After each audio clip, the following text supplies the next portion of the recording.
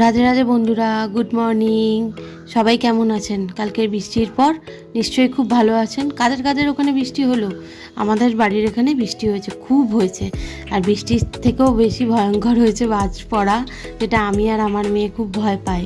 তো আজকেও চলে এসেছি মেয়ের স্কুলের লাঞ্চ প্যাক করতে। ভেবেছিলাম স্কুল যেতে পারবে না, এত বৃষ্টি হচ্ছে, জল ফল জমে আছে, কিন্তু যাই হোক জল নেমে যাওয়ার পর ঠিক হলো, স্কুল পাঠাবো।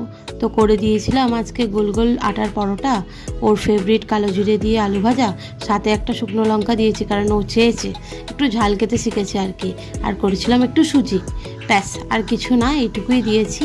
আজ তো যথেষ্ট তাপমাত্রা কম আছে, তাই আজকে আর কোনো শরবত বানিয়ে দিইনি। আজকে প্লেন একটা ঠান্ডা জলের বোতল দিয়েছি, কারণ জল তো খেতেই হবে, শীত গ্রীষ্ম বর্ষা যাই হোক জল খাওয়া তো দরকার। তো এই ঠান্ডা জলটা ও খেতে খেতে সেটা গরম হয়ে যাবে। সবাই ভালো থাকবেন। পরের একটা